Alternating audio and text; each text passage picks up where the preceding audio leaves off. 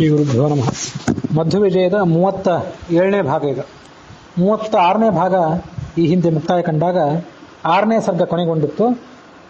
ಆಚಾರ್ಯರು ಬದರಿ ಕ್ಷೇತ್ರದಲ್ಲಿ, ನಾವು ಈಗ ಹೋಲಿಕ್ಕೆ ಸಾಧ್ಯ ಇರುವಂಥ ಬದರಿ ಕ್ಷೇತ್ರ ಏನಿದೆಯಲ್ಲ, ಆ ಬದರಿ ಕ್ಷೇತ್ರದಲ್ಲಿ 48 ದಿನಗಳ ಕಾಷ್ಠಮೌನ ಅನ್ನುವಂಥ ವ್ರತ ಮಾಡಿದರು. ಆ ವ್ರತ ಮುಗಿಲಿಕ್ಕೆ ಬಂದಾಗ ವೇದವ್ಯಾಸರು ಅವರಿಗೆ ಸೂಚನೆ ಕೊಟ್ಟರು, ನನ್ನ ಆಶ್ರಮಕ್ಕೆ ಬಾ, ಅಲ್ಲಿ ದೊಡ್ಡ ಬದರಿಗೆ ಬಾ ಅಂತ ಸೂಚನೆ ಕೊಟ್ಟರು. ಆಚಾರ್ಯರು ಮೌನ ಮಾಡ್ತಿದ್ರಾದ್ರಿಂದ ಶಿಷ್ಯರಿಗೆ ಮಾತಿನ ಮೂಲಕ ಏನು ಹೇಳಲಿಲ್ಲ. ಒಂದು ಪತ್ರದಲ್ಲಿ ತಾನು ಹೊರಟಿದ್ದೇನೆ, ನಿಮಗೆಲ್ಲರಿಗೂ ಒಳ್ಳೇದಾಗಲಿ ಅಂತ ಬರೆದು ಅಲ್ಲಿಂದ ಹೊರಟುಬಿಟ್ರು. ಸತ್ಯತೀರ್ಥರು ಹಿಂಬಾಲಿಸಿದ್ರು, ಅವ್ರಿಗೆ ಆಗಲಿಲ್ಲ. ಆಚಾರ್ಯರು ಮುಂದೆ ಪ್ರಯಾಣ ಮಾಡಿದರು. ಆಚಾರ್ಯರು ಸೂರ್ಯೋದಯ ಹೊತ್ತಿಗೆ ಪ್ರಯಾಣ ಮಾಡಿದರು. ಸೂರ್ಯೋದಯದ ಹೊತ್ತಿಗೆ ಪ್ರಯಾಣ ಪ್ರಾರಂಭ ಮಾಡಿದರು. ಸೂರ್ಯಾಸ್ತದ ಹೊತ್ತಿಗೆ ಸತ್ಯತೀರ್ಥರು ಅವ್ರನ್ನ ಹಿಂಬಾಲಿಸಿ ಹೋದರೂ ಕೂಡ ಆ ಸತ್ಯತೀರ್ಥರಿಗೆ ಆಚಾರ್ಯರನ್ನು ಸಮೀಪಿಸುವುದಾಗಲಿಲ್ಲ. ದೂರದಿಂದಲೇ ಆಚಾರ್ಯರು ನೋಡಿದ್ರು. ನೀವು ಹೊರಟು ಹೋಗ್ರಿ ಅಂತ ಸತ್ಯತೀರ್ಥರಿಗೆ ಸೂಚನೆ ಮಾಡಿದರು. ಸತ್ಯತೀರ್ಥರು ಹೊರಟು ಹೋದರು. ಅಂತೂ 12 ತಾಸಿನ ಪ್ರಯಾಣ ಹೆಚ್ಚು ಕಡಿಮೆ ಮಧ್ವವಿಜಯದಲ್ಲಿ ಸೂಚಿತ ಆಗಿದೆ, ಆ ದೊಡ್ಡ ಬದರಿ ಕುರಿತ ಆ ಕಡೆಗೆ. ಅಲ್ಲಿಂದ ಮತ್ತೆ ಪ್ರಾಯ 12 ತಾಸುಗಳ ಪ್ರಯಾಣವನ್ನು ಆಚಾರ್ಯ ಮಾಡಿರಬೇಕು. ಒಟ್ಟಾರೆ ಆ ಚಿಕ್ಕ ಬದರಿಯಿಂದ ದೊಡ್ಡ ಬದರಿ ತನಕ ಒಂದು 24 ತಾಸುಗಳ ಪ್ರಯಾಣವನ್ನು ಆಚಾರ್ಯ ಮಾಡಿರಬೇಕು. ಏಕೆಂದರೆ ಇದೇ 6ನೇ ಸರ್ಗದ ಆ ಕೊನೆಯ ಶ್ಲೋಕದಲ್ಲಿ ಹೇಮಪ್ರದೀಪ್ತಾಂಬರಂ, ಆ ಹಿಮಾಲಯ ಪರ್ವತವನ್ನು ಅವ್ರು ನೋಡಿದ್ರಲ್ಲ, ಅಲ್ಲಿ ಆ ಆಕಾಶವೆಲ್ಲ ಹೊಂಬೆಳಕಿನಿಂದ ಆವೃತವಾಗಿತ್ತು ಅಂತಿದೆ. ಅದನ್ನು ನೋಡಿದರೆ ಸೂರ್ಯೋದಯ ಹೊತ್ತಾಗಿರಬೇಕು. ಒಂದು 24 ತಾಸು ಪ್ರಯಾಣ ಅಂದರೆ ಈ 24 ತಾಸು ಅಂತ ಅನ್ನೋದನ್ನು ಇಟ್ಕೊಂಡು ಚಿಕ್ಕ ಬದರಿಯಿಂದ ದೊಡ್ಡ ಬದರಿ ಎಷ್ಟು ದೂರ ಇದೆ ಅಂತ ನಾವು ಅಳಿಲಿಕ್ಕೆ ಹೋಗಬಾರ್ದು. ಆಚಾರ್ಯರು ಆ ಚಿಕ್ಕ ಬದರಿಯಿಂದ ದೊಡ್ಡ ಬದರಿಗೆ ಹೋಗೋರಾಗಿದ್ದರೆ ಅವ್ರು ಒಂದೇ ಕ್ಷಣದಲ್ಲಿ ಹೋಗ್ತಿದ್ರು. ಆದರೂ ಏನೋ ಮನುಷ್ಯರಾಗಿ ಹುಟ್ಟಿ ಬಂದಾಗ ಅದರಂತೆ ನಡ್ಕೊಳ್ಬೇಕು ಅಂತ ದೃಷ್ಟಿಯಿಂದ ಸುಮಾರು 24 ಗಂಟೆ ಪ್ರಯಾಣ ಮಾಡಿದರು ಅಂತ ಕಾಣಿಸ್ತದೆ. ಅಥ ಹೈಮವತೆ ತಟಾಂತರೇ ಬದರೀಷಂಡ ವಿಶೇಷ ಮಂಡಿತಂ ಪರಮಾಶ್ರಮಮಾಶ್ರಯಂ ಶ್ರಿಯಃ ಸಕಲಜ್ಞ ಸದದರ್ಶ ವಿಶ್ರುತಂ. ತಟಾಂತರೆ ಹಿಮಾಲಯ ಪರ್ವತದ ಮತ್ತೊಂದು ಪ್ರದೇಶದಲ್ಲಿದೆ. ಆ ಪ್ರದೇಶಕ್ಕೆ ಮನುಷ್ಯ ಹೋಗ್ಲಿಕ್ಕೂ ಆಗೋದಿಲ್ಲ. ಅಲ್ಲೇ ಸುತ್ತಮುತ್ತ ಓಡಾಡಿದ್ರು, ಸರ್ವೆ ಮಾಡಿದ್ರು, ವಿಮಾನಗಳಲ್ಲಿ ಸಂಚಾರ ಮಾಡಿದ್ರು, ಅತೀಂದ್ರಿಯ ಲೋಕ ಆದಾದ್ರಿಂದ ಅಲ್ಲಿ ಹೋಗ್ಲಿಕ್ಕಾಗೋದಿಲ್ಲ. ಅದು ಎಲ್ಲಿದೆ ಅಂತಂದರೆ, ಈ ದೊಡ್ಡ ಬದರಿಯಿಂದ ಮುಂದೆ ಉತ್ತರದ ಕಡೆಗೆ ಪ್ರಯಾಣ ಮಾಡಬೇಕು. ಉತ್ತರದ ಕಡೆ ಪ್ರಯಾಣ ಮಾಡಿದರೆ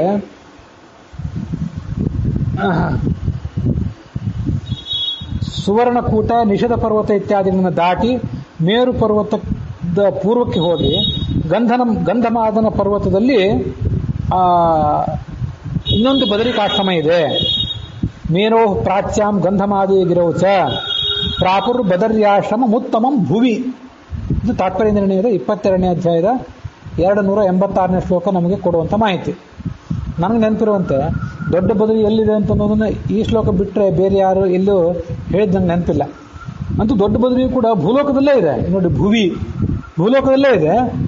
ನೀವು ಅಲ್ಲಿ ಹೋಗಿ ನಿಂತ್ಕೊಂಡ್ರು, ಈಗ ಭಾರತದಿಂದ ಮುಂದೆ ನೇಪಾಳ, ಅಲ್ಲಿಂದ ಟಿಬೆಟು, ಚೈನಾ, ಮಂಗೋಲಿಯಾ, ರಷ್ಯಾ, ಉತ್ತರ ಧ್ರುವ, ಅಲ್ಲೆಲ್ಲಿ ನೀವು ಜಾಲಾಡಿ ಬಂದ್ರೂ ಅದನ್ನು ನಮಗೆ ಸಿಗುವಂಥದ್ದಲ್ಲ. ಅಲ್ಲೇ ಅತೀಂದ್ರಿಯವಾದ ಒಂದು ಪ್ರದೇಶ. ಭೂಲೋಕದಲ್ಲೇ ಮನುಷ್ಯನಿಗೆ ಸಿಗದೇ ಇರುವಂಥ ಎಷ್ಟೋ ಪ್ರದೇಶಗಳಿವೆ. ಅಂಥದ್ದೊಂದು ಇದು ಪ್ರದೇಶ. ಅಲ್ಲೇನಿದೆ ಅಂದರೆ ಬದರಿ ಷಂಡ ವಿಶೇಷ ಮಂಡಿತಂ, ಬದರಿ ವೃಕ್ಷಗಳು ಅಂತ ಅಲ್ಲಿ ಅನೇಕ ವೃಕ್ಷಗಳಿವೆ.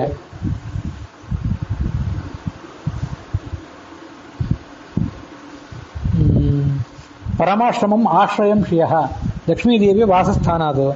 ಅದನ್ನು ಅವರು ನೋಡಿದರು ಈ ಆಚಾರ್ಯರು.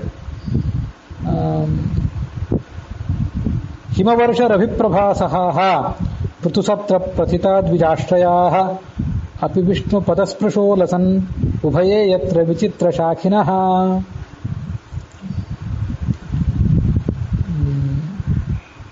ಇದು ವಿಯೋಗಿನಿ ಅಂತ ಒಂದು ಛಂದಸ್ಸು. ಮೊದಲನೇ ಮತ್ತು 3ನೇ ಪಾದದಲ್ಲಿ 10 ಅಕ್ಷರಗಳು, 2ನೇ ಮತ್ತು 4 ಪಾದಗಳಲ್ಲಿ 11 ಅಕ್ಷರ ಅಂಥದ್ದೊಂದು ಛಂದಸ್ಸಿದು. ಆಚಾರ್ಯರು ಆ ಬದರಿ ಕ್ಷೇತ್ರಕ್ಕೆ ಹೋದ್ರಲ್ಲ, ಅಲ್ಲಿ ಶಾಖೆಗಳನ್ನು ನೋಡಿದರು. 2 ರೀತಿಯ ಶಾಖೆಗಳನ್ನು ನೋಡಿದರು ಅಂತ ಕವಿಗಳು ವರ್ಣನೆ ಮಾಡ್ತಾರೆ. ಅದೇನು ಶಾಖೆ ಅಂತಂದರೆ, ಒಂದು ಈ ದೊಡ್ಡ ದೊಡ್ಡ ಮರಗಳನ್ನು ನೋಡಿದ್ರು. ಮತ್ತೆ ಕೆಲವು ವಿದ್ವಾಂಸರನ್ನು ನೋಡಿದ್ರು. ಆ ವಿದ್ವಾಂಸರು ಕೂಡ ಶಾಖಿಗಳು, ಮರಗಳು ಶಾಖಿಗಳು. ಮರಗಳು ಯಾಕೆ ಶಾಖಿಗಳು ಅಂತಂದ್ರೆ, ಶಾಖ ಅಂದ್ರೆ ಕೊಂಬೆ, ಮರಗಳಿಗೆ ಕೊಂಬೆ ಇರ್ತವೆ. ವಿದ್ವಾಂಸರು ಶಾಖಿಗಳು ಯಾಕೆ ಅಂತಂದ್ರೆ, ಯಜುರ್ವೇದ ಅಪಸ್ತಂಭ ಸೂತ್ರ ತೈತರಿಯ ಶಾಖಾಧ್ಯಾಯಿ, ಆಶ್ವಲ ಶಾಖಾಧ್ಯಾಯಿ, ಒಬ್ರು ಆಶ್ವಲಾಯನ, ಮತ್ತೊಬ್ರು ಅಪಸ್ತಂಭ, ಹೀಗೆ ಬೇರೆ ಬೇರೆ ಶಾಖೆಗಳನ್ನು ಅವಲಂಬಿಸಿಕೊಂಡಿದ್ದಂಥವ್ರು ವಿದ್ವಾಂಸರು. ಅಂತೂ ನಾನಾ ಥರದ ಶಾಖೆಗಳನ್ನು ಓದಿಕೊಂಡು ಆ ಧರ್ಮದಲ್ಲಿ ನಿಷ್ಣಾತರಾದಂತಹ ವಿದ್ವಾಂಸರೆಲ್ಲ ಅಲ್ಲಿದ್ರು. ಅಂತೂ ಒಂದ್ ಕಡೆ ವಿದ್ವಾಂಸರು, ಒಂದ್ ಕಡೆ ವೃಕ್ಷಗಳು. ಆ ವೃಕ್ಷಗಳ ತಟದಲ್ಲೇ, ಅದರ ನೆರಳಿನಲ್ಲೇ ವಿದ್ವಾಂಸರು ಕೂತಿದ್ರು. ಅವರು ಶಾಖೆಗಳು, ಇವು ಶಾಖೆಗಳು. ಹೇಗೆ? ಇಬ್ಬರಿಗೂ ಸಮಾನವಾದ ವಿಶೇಷಣಗಳು. ಹೇಗೆಂದ್ರೆ, ಹಿಮವರ್ಷ ರವಿಪ್ರಭಾಸಹಾಹ, ಆ ವೃಕ್ಷಗಳಿವೆಯಲ್ಲ ಅವು ಹಿಮಪಾತ, ಮಳೆ, ಮತ್ತೆ ಸೂರ್ಯನ ಪ್ರಖರವಾದ ಬೆಳಕು, ಬಿಸಿಲು, ಇದೆಲ್ಲವನ್ನು ತಡ್ಕೊಂಡು ಅನೇಕ ವರ್ಷ ಕಾಲ ಬದುಕಿರುವಂಥ ವೃಕ್ಷಗಳು. ಈ ತಪಸ್ವಿಗಳು ಇವರು ಅಷ್ಟೇ, ಹಿಮಪಾತ, ಮಳೆ, ಸೂರ್ಯನ ಬಿಸಿಲು ಯಾವುದಕ್ಕೂ ಜಗ್ಗದೆ ತಮ್ಮ ಕಠಿಣವಾದ ತಪಸ್ಸನ್ನು ಮುಂದುವರಿಸಿದವರು. ಇಬ್ಬರಿಗೂ ವಿಶೇಷಣ. ಪೃಥು ಸತ್ರ ಪ್ರಥಿತಾಹ, ದೊಡ್ಡ ದೊಡ್ಡ ಕಾಡುಗಳಿವೆ, ಆ ಕಾಡುಗಳಲ್ಲಿ ಆ ವನಗಳಿವೆ. ಸತ್ರ ಅಂದ್ರೆ ಕಾಡು, ಆ ಕಾಡಿನಲ್ಲಿ ಈ ವೃಕ್ಷಗಳಿವೆ. ಇನ್ನೊಂದು ಸತ್ರ ಅಂದ್ರೆ ಯಜ್ಞ. ಆ ಯಜ್ಞಗಳನ್ನು ಮಾಡೋದ್ರ ಮೂಲಕ ಈ ಬ್ರಾಹ್ಮಣರು ಯಜುರ್ವೇದಾನುಸಾರವಾಗಿ ಒಂದು ಯಜ್ಞ, ಋಗ್ವೇದಾನುಸಾರವಾಗಿ ಮತ್ತೊಂದು, ಅನೇಕ ಶಾಖೆಗಳು. ಸಾಮವೇದದಲ್ಲಿ 1000, ಯಜುರ್ವೇದದಲ್ಲಿ 100, ಋಗ್ವೇದದಲ್ಲಿ 100, ಯಜುರ್ವೇದದಲ್ಲಿ 24 ಅಂತ ಹೀಗೇನೋ ನೆನಪು, ಹಿಂದೊಂದ್ಸರಿ ಹೇಳಿದ್ದೆ. ಅಂತೂ ಇಷ್ಟೆಲ್ಲ ಶಾಖೆಗಳಿದ್ದು ಅದನ್ನೆಲ್ಲ ಅಧ್ಯಯನ ಮಾಡುವಂಥ ಋಷಿಗಳಿದ್ರು. ಇಬ್ಬರು ಕೂಡ ವಿಷ್ಣು ಪಾದ ಸ್ಪರ್ಶವನ್ನು ಮಾಡಿದವರು. ಅಂದ್ರೆ ವಿಷ್ಣು ಪಾದ ಅಂದ್ರೆ ಆಕಾಶ, ವೃಕ್ಷಗಳು ಗಗನಚುಂಬಿ ವೃಕ್ಷಗಳು. ಈ ವಿದ್ವಾಂಸರು ಭಗವಂತನ ಪಾದದಲ್ಲಿ ಆಸಕ್ತರಾದವರು. ಹೀಗೆ ಶಾಖೆಗಳು, 2 ಥರದ ಶಾಖೆಗಳನ್ನ ಆಚಾರ್ಯರು ಅಲ್ಲಿ ನೋಡಿದರು. ಶ್ರವಣಾಮೃತ ಗೀರ್ಗಣೈರ್ದ್ವಿಜೈ ಶುಕಮುಖ್ಯೈ ಶುಭಪಕ್ಷಿಭಿರ್ಯುತಂ ಕಮಲೇಷ್ಟ ತಮಸ್ಥಿರಾಂತರೈ ಅಪಿ ಹಂಸೈ ಪರಮೇರಮೈಚಕೈ.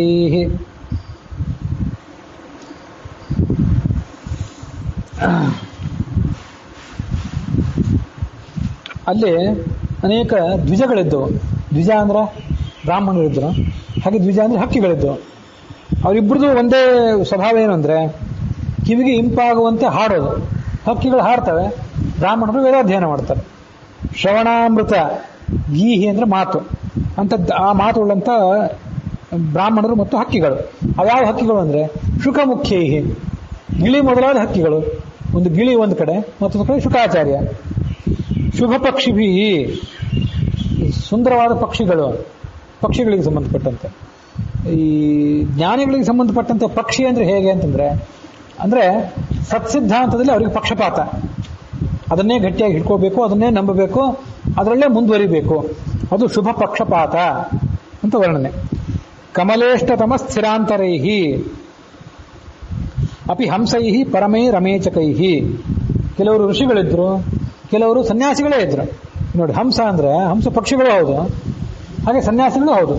ಶುದ್ಧವಾದ ಬಿಳಿಯ ಬಣ್ಣದ ಹಂಸಗಳು, ಹಾಗೆ ಪರಮಶುದ್ಧರಾದಂತಹ ಪರಮಹಂಸ ಸನ್ಯಾಸಿಗಳು ಅವರಿದ್ರು.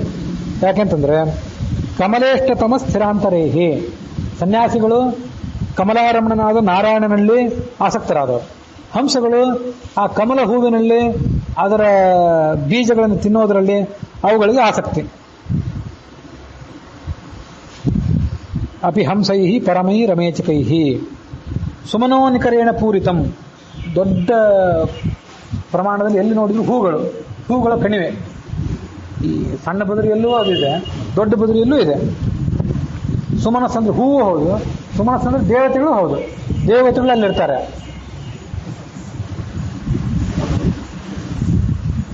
ಸುಮನೋನಿಕರೇಣ ಪೂರಿತಂ ಸ್ವಮನೋಭೀಷ್ಟದ ಮಲ್ಪ ದುರ್ಗಮಂ. ಈ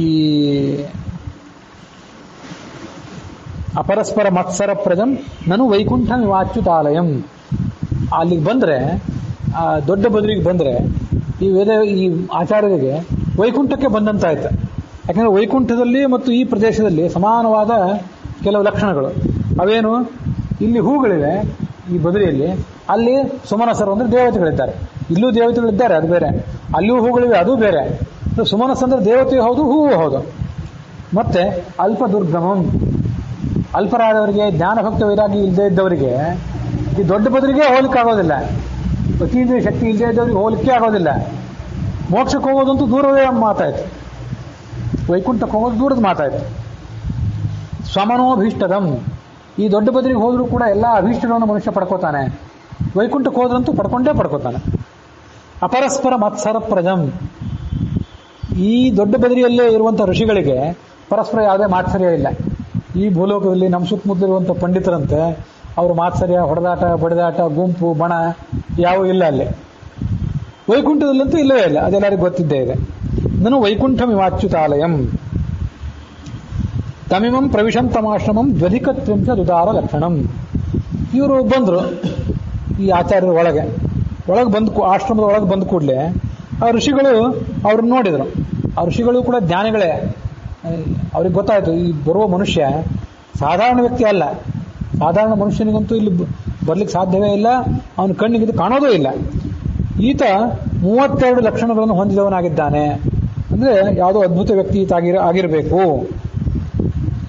ಅವನ ಜ್ಞಾನ, ಅವನ ತೇಜಸ್ಸು ಅವನ ಮುಖದಲ್ಲಿ ಕಾಣ್ತಾ ಇದೆ ಅಂತ ಅವರು ಆಲೋಚನೆ ಮಾಡಿದರು. 32 ಲಕ್ಷಣ ಯಾವುದು ಹಿಂದೆ ಹೇಳಿದ್ದೆ. 5 ದೀರ್ಘವಾಗಿರಬೇಕು, 5 ಸೂಕ್ಷ್ಮ ಇರಬೇಕು, 7 ಕೆಂಪಾಗಿರಬೇಕು, 6 ಎತ್ತರವಾಗಿರಬೇಕು, 3 ದೊಡ್ಡದಾಗಿರಬೇಕು, 3 ಚಿಕ್ಕದಾಗಿರಬೇಕು, 3 ಗಂಭೀರವಾಗಿರಬೇಕು. ಇವು 32 ಲಕ್ಷಣ. ಪಂಚದೀರ್ಘ ಪಂಚಸೂಕ್ಷ್ಮ ಸಪ್ತರಕ್ತ ಷಡನ್ನತಃ ತ್ರಿಪೃಥು ಲಘು ಗಂಭೀರ ದಾತ್ರಿಂಶಲ್ ಲಕ್ಷಣ. ಅದೇನು? 5 ದೀರ್ಘವಾಗಿರಬೇಕು ಅಂದ್ರೆ ಏನು? ಬಾಹುಗಳು, ಮೂಗು, ಆಮೇಲೆ ಹನು ಅಂದರೆ ಗದ್ದ, ಆಮೇಲೆ ಕಣ್ಣುಗಳು, ಎದೆ, ಇವೆಲ್ಲ ದೀರ್ಘವಾಗಿರಬೇಕು. ಸೂಕ್ಷ್ಮವಾದ 5 ಯಾವುದು ಅಂತಂದ್ರೆ ಅಂಗುಲಿ ಪರವಾಣಿ, ಇವು ಬೆರಳ ಗಿಣ್ಣುಗಳು ಇರ್ತಾವಲ್ಲ ಇವು, ಮತ್ತು ಬೆರಳುಗಳು, ಮತ್ತು ಚರ್ಮ, ಕೂದಲು, ಹಲ್ಲು, ಇವೆಲ್ಲ ಸಣ್ಣ ಸಣ್ಣದಾಗಿರ್ಬೇಕು. ದೊಡ್ಡ ದೊಡ್ಡ ಹಲ್ಲು ಇರಬಾರ್ದು. ಅದು ಮನುಷ್ಯನಿಗೆ ಶೋಭೆ ಅಲ್ಲ, ಅದು ಪ್ರಾಣಿಗಳಿಗೆ ಮಾತ್ರ ಅದು ಶೋಭೆ. ಕೆಂಪಾಗಿರ್ಬೇಕು 7 ಯಾವುದು? ಹಸ್ತತಳ, ಪಾದತಲ, ನೇತ್ರದ ತುದಿ, ಇಡೀ ನೇತ್ರ ಅಲ್ಲ, ಅದು ನಿದ್ದೆಗೆಟ್ಟವ್ರ ಲಕ್ಷಣ. ನೇತ್ರದ ತುದಿ ಅದು ಕೆಂಪಾಗಿರಬೇಕು. ಕಾಲು, ಈ ಬಾಯಿ ತೆಗೆದ್ರೆ ಬಾಯಿಯ ಮೇಲ್ಭಾಗ ಇರ್ತದಲ್ಲ ಅದು ತಾಲು. ಬಾಯಿಯ ಒಳಾಂಗಣದ ಮೇಲ್ಭಾಗ ಅದು ಕೆಂಪಾಗಿರಬೇಕು. ಮತ್ತು ನಾಲಿಗೆ, ಕೆಳತುಟಿ ಮತ್ತು ಉಗುರುಗಳು ಇವೆಲ್ಲ ಕೆಂಪಾಗಿರಬೇಕು. 3 ದೊಡ್ಡದಾಗಿರಬೇಕು ಅಂತ ಹೇಳ್ತಾರೆ. ಪೃಥೂನಿ ವಿಸ್ತೀರ್ಣಾನಿ ವಿಶಾಲಾನಿವ. ಲಲಾಟ, ಹಣೆ, ಎದೆ ಮತ್ತು ಈ ಪೃಷ್ಠಭಾಗ ಇದೆಲ್ಲವೂ ಕೂಡ ದೊಡ್ಡದಾಗಿರಬೇಕು ಅಂತ ಅದರ ವರ್ಣನೆ. ಮತ್ತೆ 3 ಚಿಕ್ಕದಾಗಿರ್ಬೇಕು. ಯಾವುದು ಅಂತಂದ್ರೆ ಒಂದು ಕುತ್ತಿಗೆ, ಮೊಣಕಾಲು ಮತ್ತೆ ಮನುಷ್ಯನ ಗುಪ್ತಾಂಗ, ಇವು 3 ಚಿಕ್ಕದಾಗಿರ್ಬೇಕು. ಕುತ್ತಿಗೆ ಬಹಳ ಎತ್ತರ ಇರಬಾರ್ದು. ನೀವು ಯಾವ್ದಾದ್ರು ಶಿಲ್ಪ ನೋಡಿದ್ರೆ ಗೊತ್ತಾಗ್ತದೆ. ಮುಖ ಎಲ್ಲ ದೊಡ್ಡದಾಗಿರ್ತದೆ, ಅದಕ್ಕೆ ಕುತ್ತಿಗೆ ಮಾತ್ರ ಸ್ವಲ್ಪ ಚಿಕ್ಕದಾಗೇ ಇರ್ತದೆ. ಕುತ್ತಿಗೆ, ಮೊಣಕಾಲು ಮತ್ತು ಗುಪ್ತಾಂಗ ಇವು ಚಿಕ್ಕದಾಗಿರ್ಬೇಕು. ಗಂಭೀರವಾಗಿ ಯಾವುದಿರಬೇಕು ಅಂತಂದ್ರೆ ಅಲ್ಲಿ ಒಂದು ಕಡೆ ಗಂಭೀರ ಅಂದ್ರೆ ಆಳವಾಗಿರೋದು ಅಂತ ಅರ್ಥ, ಇನ್ನೊಂದು ಕಡೆ ಆ ಗಂಭೀರ ಅನ್ನೋದಕ್ಕೆ ಅರ್ಥ ಬೇರೆ. ಧ್ವನಿಯು ಗಂಭೀರವಾಗಿರಬೇಕು, ಕೀರಲು ಧ್ವನಿ ಇರಬಾರದು. ಮನಸ್ಸು, ನಾದ ಮತ್ತು ನಾಭಿ ಈ 3 ಗಂಭೀರವಾಗಿರಬೇಕು. ಇಲ್ಲಿ ಮನಸ್ಸು ಆಳವಾಗಿರಬೇಕು, ಅಂದ್ರೆ ಎಲ್ಲವನ್ನೂ ತನ್ನೊಳಗೆ ತುಂಬಿಕೊಂಡು ಸರ್ವಜ್ಞತೆ, ಒಂದು ರೀತಿ ಸರ್ವಜ್ಞತೆ. ನಾದ, ಉಚ್ಚಾರ, ಶಬ್ದಗಳ ಕಂಠ ಮತ್ತು ನಾಭಿ ಇವೆಲ್ಲವೂ ಕೂಡ ಆಳವಾಗಿರಬೇಕು. ಇವು 32 ಲಕ್ಷಣ. ಯಾರೀತ ನೋಡಿದರೆ ಬಂಗಾರದ ತಾಳೆ ಮರ ಇದ್ದಂತೆ ಕಾಣಿಸ್ತದೆ. ತಾಳೆ ಮರದಷ್ಟು ಎತ್ತರದ ವ್ಯಕ್ತಿ, ಅದು ಸಾಧಾರಣ ತಾಳೆ ಮರ ಅಲ್ಲ, ಬಂಗಾರದ ತಾಳೆ ಮರ. ಕಮಲದಂತೆ ಕಣ್ಣಿದ್ದವನು, ಚಂದ್ರನಂತೆ ಮುಖ ಇದ್ದವನು, ನಡೆದಾಡ್ತಿದ್ರೆ ದೊಡ್ಡ ಆನೆ ನಡೆದಂತೆ. ಗಜರಾಜಗತಿರ ಮಹಾಭುಜ ಪ್ರತಿಯಾನ್ ಕೋಯಂ ಅಪೂರ್ವ ಪೂರುಷ. ಇವನು ಚಂದ್ರನೇ ಏನಾದರೂ ಬಂದನೋ, ಶಾಂತವಾದ ಚಂದ್ರನ ರೂಪ, ಅಥವಾ ತನ್ನ ತೇಜಸ್ಸಿನಿಂದ ಜಗತ್ತನ್ನ ಸಂತಾಪಗೊಳಿಸುವಂತ ಸೂರ್ಯನೋ, ನಾವು ಇವನನ್ನು ಏನಂತ ಉಪಮಾ ಕೊಡ್ಬೇಕು? ಇವನಿಗೆ ಸೂರ್ಯನಕ್ಕಿಂತ ಹೆಚ್ಚಾಗಿದ್ದಾನೆ, ಸೂರ್ಯನಂತೆ ತೇಜಸ್ವಿಯಾಗಿದ್ದು ಜಗತ್ತನ್ನು ಸುಡ್ತಾ ಇಲ್ಲ, ಚಂದ್ರನಂತೆ ಶಾಂತವಾಗಿದ್ದಾನೆ, ಆದರೂ ಚಂದ್ರನನ್ನು ಮೀರಿಸಿದ್ದಾನೆ. ಉಪಮಾನಂ ಭುವನೇಶು ನ ಲಭ್ಯತೆ.